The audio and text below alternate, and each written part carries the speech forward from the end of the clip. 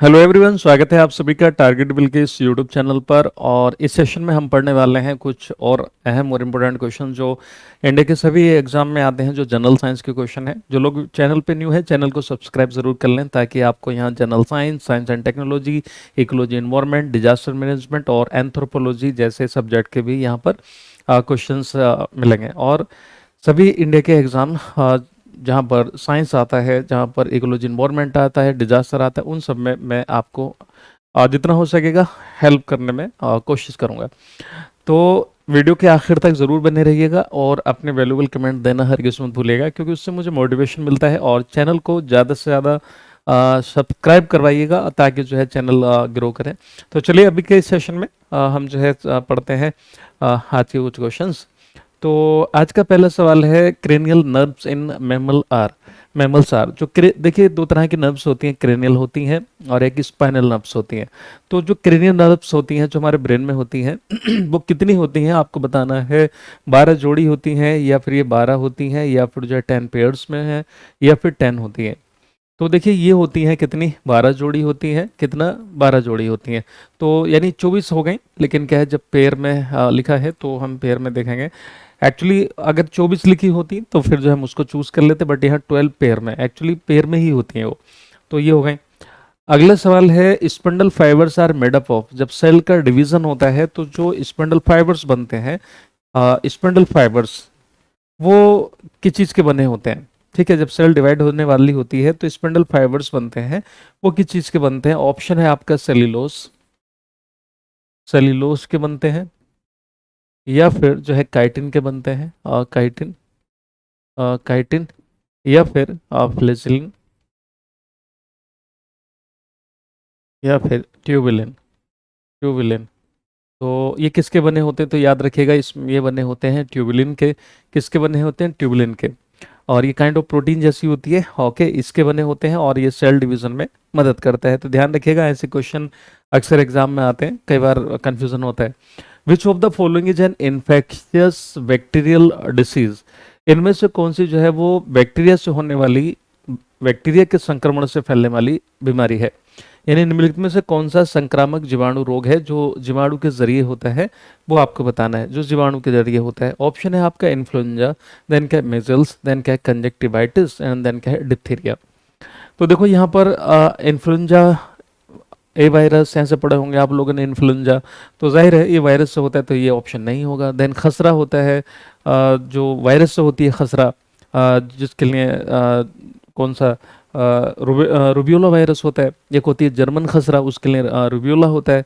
दोनों के एक जैसी नाम है, रुबेला और रुबियोला। तो ये होता है रुबेला से, जर्मन खसरा। और जो नॉर्मल खसरा होती है वो किससे होती है, रुबियोला से होती है।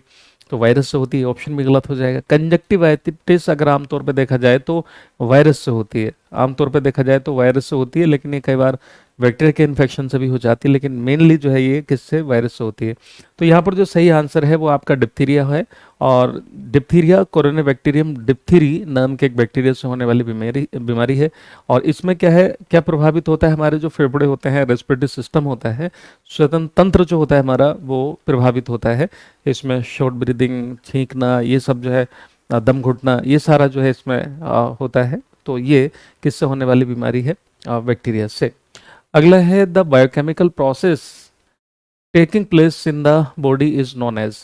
शरीर में होने वाली जैव रासायनिक प्रक्रियाओं को कहते हैं क्या, जो शरीर के अंदर रिएक्शन चलती रहती है हमारी, तो उनको हम क्या बोलते हैं, मेटाबॉलिज्म बोलते हैं, मेटाबॉलिक रिएक्शन या मेटाबॉलिज्म। देन क्या, उनको कैटाबॉलिज्म बोलते हैं, या फिर जो एनाबॉलिज्म बोलते हैं, या फिर नन ऑफ द अबव। तो देखिए, दो तरह की रिएक्शन हमारी बॉडी में चलती हैं। एक तो वो जिनको हम बिल्डिंग रिएक्शंस बोलते हैं, कंस्ट्रक्टिव टाइप की होती हैं बिल्डिंग रिएक्शंस, जिसमें कुछ बनता है। मान लो ग्रोथ हो रही है, तो कौन सी, तो उसको हम बोलेंगे एनाबॉलिज्म, उपचय। ठीक है। और कैटाबॉलिज्म में जो होता है, क्या होता है कि डिस्ट्रक्शन होता है, यानी डिग्रेडेशन होता है। ये मान करके चले, डिग्रेडेशन मत के मतलब ये कहेंगे कि जो है डिस्ट्रक्टिव टाइप की रिएक्शन अगर होती हैं तो उन्हीं को हम बोल देते हैं। तो इसमें जो है ग्रोथ रिड्यूस होती है।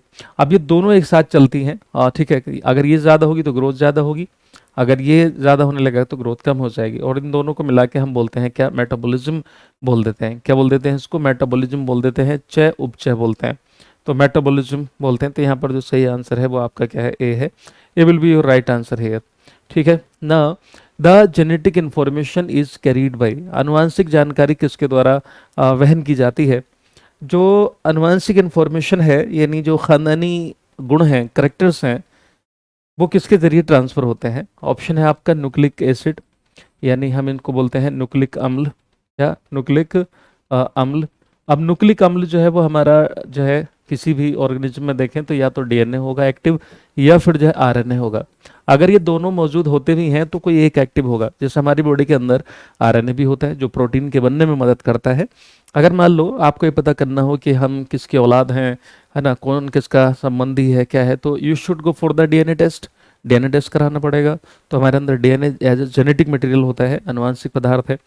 तो कार्बोहाइड्रेट, फैटी एसिड इनका रोल है नहीं। तो यहाँ पर जो सही आंसर है वो आपका नुक्लिक अम्ल होगा, नुक्लिक एसिड होगा। समझ रहे हैं, नुक्लिक एसिड।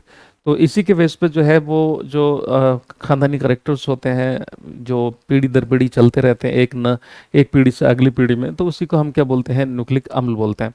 तो ये होगा। अगला है nitrogen fixation bacteria is useful in growing which crop.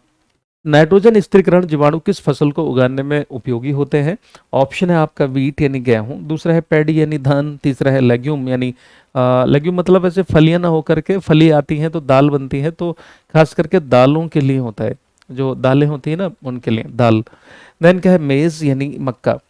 तो देखिए जो इनकी नाइट्रोजन स्थिरीकरण बैक्टीरिया की जरूरत पड़ती है खास करके लेगुमिनस प्लांट में। किन में पड़ती है, लेगुमिनस प्लांट में। जो लेगुमिनस का मतलब होता है जो दालें जिससे हमें प्राप्त होती हैं, क्योंकि एक फैमिली ही होती है प्लांट की, लेगुमिनेसी।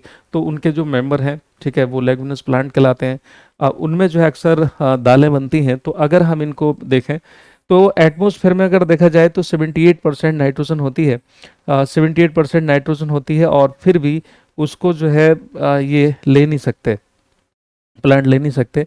इसलिए जो है वो रूट नोडुल्स की फॉर्म में रहते हैं, इस तरह से करके याद रखना। ओके। तो इनमें जो एक गांठें जैसी होती हैं, गांठें जैसी होती हैं, वही क्या है, रूट नोडुल्स कहलाते हैं। जैसे ये प्लांट है, ओके, मान लेते हैं ये प्लांट है, ठीक है। तो मान लेते हैं तो इसकी जो ये जड़ें हैं उसमें क्या होते हैं, रूट जो ये नोडुल्स कहलाते हैं, इन्हीं को हम बोलते हैं रूट नोडुल्स। रूट नोडुल्स गांठें जैसी होती हैं। इनके अंदर नाइट्रोजन फिक्सिंग बैक्टीरिया भरे होते हैं, जैसे फॉर एग्जांपल राइजोबियम, है ना। राइजोबियम जो है वो नाइट्रोजन फिक्सिंग बैक्टीरिया है जो इसके साथ सिम्बायोटिक रिलेशनशिप में रहता है। लेकिन फ्री लिविंग भी हो सकते हैं, जो किस में रहते हैं, सॉइल में रहते हैं, मिट्टी में रहते हैं। तो पौधा जो 78% नाइट्रोजन वायुमंडल में मौजूद है, इतना ज़्यादा होने के बाद में भी ले नहीं पाता है। एक्चुअली उसको सीधे सीधे नहीं ले सकता जब तक एटमॉस्फेरिक नाइट्रोजन कन्वर्ट ना हो जाए नाइट्रेट की फॉर्म में, या कोई सी भी नाइट्रोजन नाइट्रेट की फॉर्म में देनी होगी, उसी को प्लांट ले पाएगा। तो ये जो है वो किन में पाया जाता है, लेग्यूम्स में पाया जाता है। C will be your right answer here. अगला है नॉर्मल ब्लड प्रेशर, जो एक आम इंसान का, सामान्य व्यक्ति का जो रक्तचाप होता है, ये रक्त दाब भी बोल देते हैं हम, सिस्टोलिक और डायस्टोलिक कितना होता है। 120/80 होता है mm/Hg या mmHg, या 160/80, या 120/60, या 180 जो है 80। हार्ट जब पंप करता है ब्लड को तो उसको हम बोलते हैं सिस्टोलिक ब्लड प्रेशर, और जब हार्ट अपने प्रेशर को हटा लेता है तो उसको हम बोलते हैं डायस्टोलिक प्रेशर। तो याद रखना दोनों आर्टरी के प्रेशर होते हैं। वो लोग कई बार देखा होगा लिखा देते हैं कि जो ज़्यादा प्रेशर है वो आर्टरी का है यानी धमनी का है, और जो कम वाला है वो किसका है, वेन का। लेकिन ऐसा नहीं है, ऐसा नहीं है। दोनों आर्टरी के प्रेशर होते हैं, दोनों धमनियों के प्रेशर होते हैं। और तो ये होता है 120/80 mmHg या mmOf अगर ये बहुत ज़्यादा हो जाएगा, 140 को क्रॉस कर जाए, तो फिर हम बोलते हैं कि हाइपरटेंशन यानी उच्च रक्तदाब की समस्या शुरू हो गई है। और अगर ये 60 ये चला जाए, मतलब ऊपर का जो ब्लड प्रेशर है वो 90 या उससे नीचे 90/60 हो जाए तो उसको हम बोलते हैं हाइपरटेंशन। और अगर 140 प्लस पे रहता है तो, और बार बार हो जाता है, फ्लक्चुएट करता है, तो उसको हम बोलते हैं हाइपर टेंशन। हाइपर का मतलब ज़्यादा होना होता है। तो उच्च रक्तदाब होना सही नहीं होता, साइलेंट किलर कहलाता है, बहुत सी बीमारियां और भी लगने लगती हैं।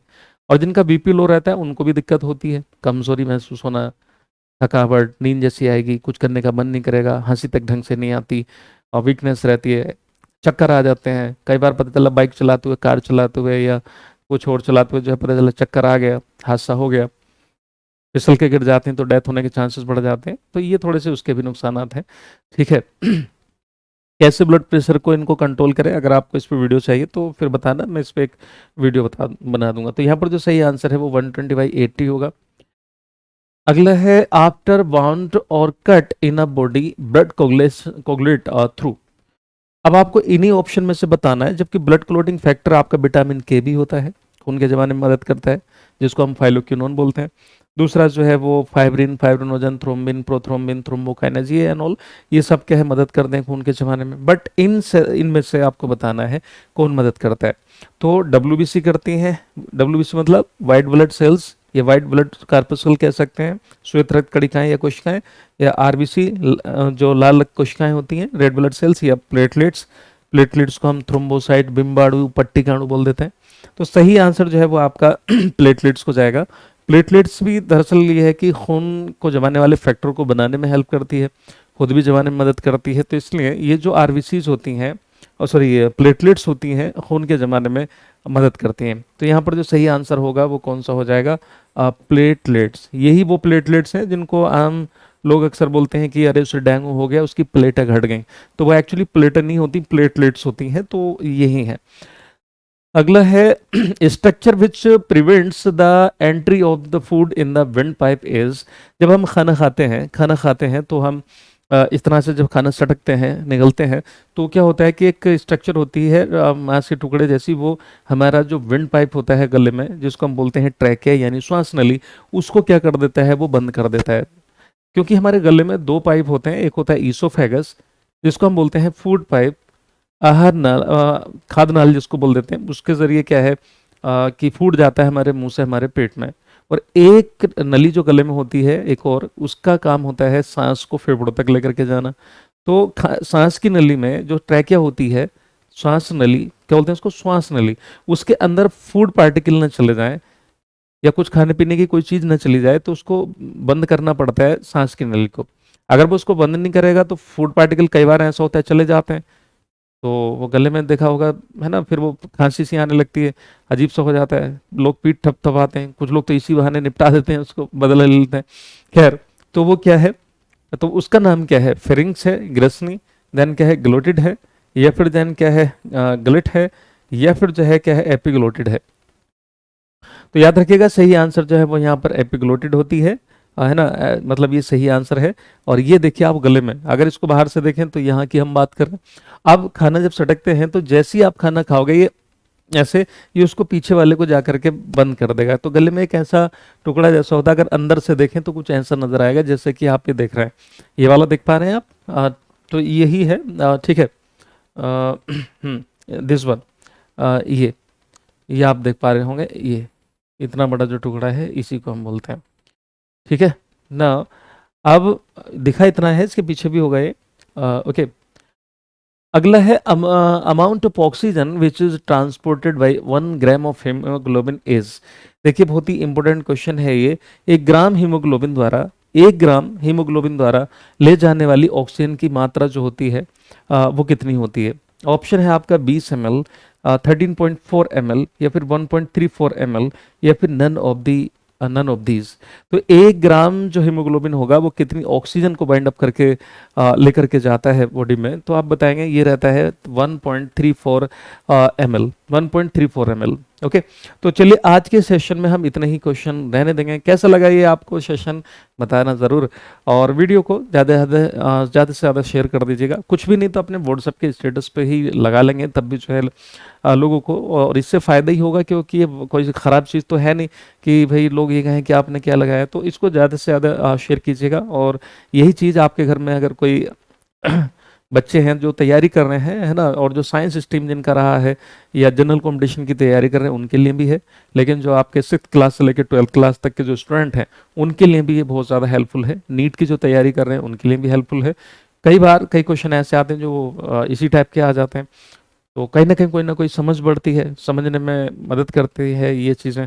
तो वीडियो को शेयर ज़रूर कीजिएगा, एंड जो लोग न्यू है चैनल को सब्सक्राइब जरूर कर लें। तो बाय बाय, टेक केयर।